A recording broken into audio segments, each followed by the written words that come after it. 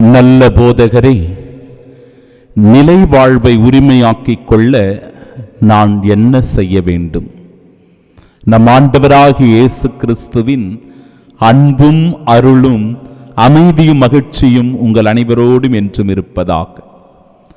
அன்பிற்கு பிரியமுள்ள சகோதர சகோதரிகளே, ஒரு மனிதர் ஆண்டவர் இயேசுவினிடத்தில் சென்று, நல்ல போதகரே, நிலை வாழ்வை உரிமையாக்கிக் கொள்ள நான் என்ன செய்ய வேண்டும் என்று கேட்கிறார்.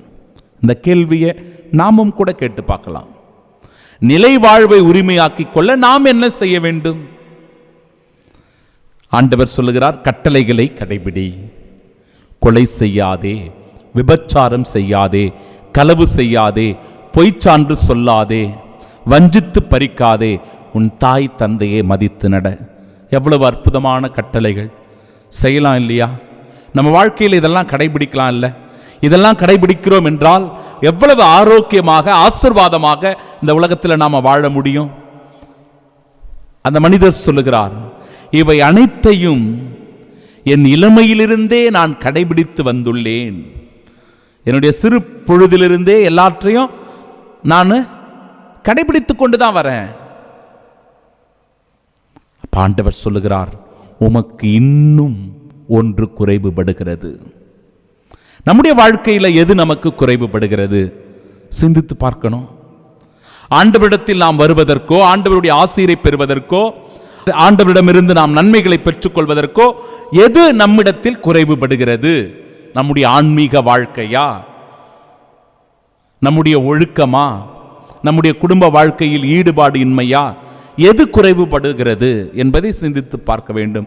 இந்த இடத்துல அந்த இளைஞனுக்கு குறைவுபடுவதை ஆண்டவர் சுட்டி காட்டுகிறார். உமக்கு இன்னும் ஒன்று குறைவுபடுகிறது. நீர் போய் உமக்குள்ள யாவற்றையும் விற்று ஏழைகளுக்கு கொடும், அப்பொழுது விண்ணகத்தில் நீர் செல்வராயிருப்பீர், பின்பு வந்து என்னை பின்பற்றும் என்று சொல்லுகிறார்.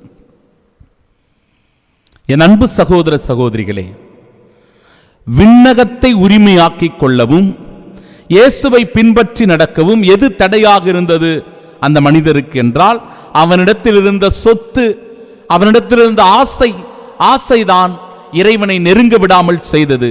அந்த ஆசைதான் நிலை வாழ்வை தடை செய்து வைத்திருந்தது. ஆண்டவர் சொல்லிட்டாரு, அவனுக்கான வழியை காண்பிக்கிறார். நீ நிலை வாழ்வை உரிமையாக்கிக் கொள்ள வேண்டும் என்றால், நீ என்னை பின்பற்றி நடக்க வேண்டும் என்றால், உனக்குள்ள யாவற்றையும் விற்று ஏழைகளுக்கு கொடு. அவன் முகவாட்டத்தோடு சென்றான் என்று இறைவார்த்தை சொல்லுகிறது. அவனுக்கு மனசு இல்லைங்க. பல நேரங்களில் நம்முடைய எண்ணங்களை, நம்முடைய சிந்தனையை, செயல்களை மாற்றாமல் நமக்குள்ள எந்த மாற்றமும் வராது. தவக்காலம் வரலாம், புனித வாரம் வரலாம், சிலுவை பாதைகளை செய்யலாம், ஜெபமாலை செய்யலாம், நற்கருணை ஆசீர்வாதத்தில் பங்கெடுக்கலாம், தேவ நற்கருணையை பெற்றுக்கொள்ளலாம். நம்முடைய எண்ணத்தையும் சிந்தனையையும் மனதையும் செயல்களையும் மாற்றிக்கொள்ளாமல் இது எல்லாத்தையும் செஞ்சா கூட நமக்குள்ள எவ்விதமான மாற்றமும் ஏற்படுவதில்லை. இப்போ இவற்றை மாற்றுவதற்கு நாம் தயாராக இருக்கணும். முதல் வாசகம் சொல்லுகிறது, மனிதரின் பாவங்களை ஆண்டவர் அறிவார், அவர் அவற்றை விட்டுவிடவில்லை, கைவிடவும் இல்லை. அப்படிப்பட்ட சூழ்நிலையில் உன் பாவத்தை நீ ஒத்துக்கொண்டால், உன் பாவத்தை நீ ஏற்றுக்கொண்டால், உன் பாவத்தை நீ ஆண்டவர் முன்பாக அறிக்கையிட்டால், இறைவார்த்தை சொல்லுகிறது, ஆண்டவர் உன்னை விட்டு விடவில்லை, உன்னை கைவிடவில்லை, மாறாக அவர் உன்னை பாதுகாக்கின்றார்.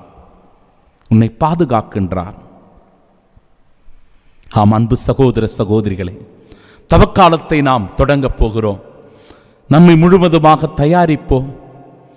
பல நற்காரியங்களை நாம் செய்ய இருக்கிறோம். ஜப தப முயற்சிகள், தான தர்மங்கள் செய்ய இருக்கிறோம். இவற்றையெல்லாம் பொருள் உணர்ந்து நம்முடைய வாழ்க்கையில அர்த்தமுள்ள விதத்தில் அவற்றை செய்வதற்கு முன்வர வேண்டும். கடமைக்காக, திருச்சபை சொல்லுகிற கட்டுப்பாட்டிற்காக செய்வது அல்ல, மாறாக அவற்றினுடைய உண்மை தன்மையை உணர்ந்து அவற்றினுடைய பிரதிபலனை எதிர்பார்க்காமல் செய்யும்போது ஆண்டவர் அதை அறிவார், அதற்கேற்ற கைமாறை நமக்கு தருவார். மனிதர் செய்யும் தர்மம் கணையாழி போன்றது, மோதிரம் போன்றதான், செல்வம் மிக்கது, வளமையை சேர்க்கக்கூடியது. மனிதர் செய்கிற தர்மம் அவரை காப்பாற்றும், நிலை வாழ்விற்கு அழைத்துச் செல்லும். மனிதர் புரிகின்ற அன்பு, ஒருவர் மற்றவரின் மீது காட்டுகிற நேசம், பிரியம், இந்த அன்பானது கண்மணியைப் போல அது அவருக்கு அமைந்திருக்கிறது. எவ்வளவு அற்புதமான இறை வார்த்தை! ஆண்டவர் இரக்கம் எத்துணை பெரியது, அவரிடம் மனம் திரும்புவோருக்கு அவர் அளிக்கும் மன்னிப்பு எத்துணை மேலானது, எத்துணை மேலானது. இந்த மகத்துவமான உண்மையை உணர்ந்து கொள்வோம். தவக்காலத்திற்குள் அடியெடுத்து வைக்கப் போகிற நாம் நம்மை முழுவதுமாக தயார் செய்து கொள்வோம். இந்த நாட்களை ஆண்டவரோடு செலவழிப்போம். ஆண்டவருடைய வார்த்தைகளை அதிகமாக வாசிப்பதற்கு முயற்சி செய்வோம். நம்மாலான முயற்சிகளினால், நாம் செய்கிற சிறு சிறு முயற்சிகளினால் தான தர்ம செயல்களில் ஈடுபடுவோம். பிறர் அன்பு பணிகளில் ஈடுபட்டு, பிறரிறக்கச் செயல்களில் ஈடுபட்டு கிறிஸ்துவின் சாட்சியா இந்த உலகத்தில் வாழ்வோம். இந்த தவக்காலத்தை அர்த்தமுள்ள விதத்தில் தொடங்குவோம். ஆமீன்.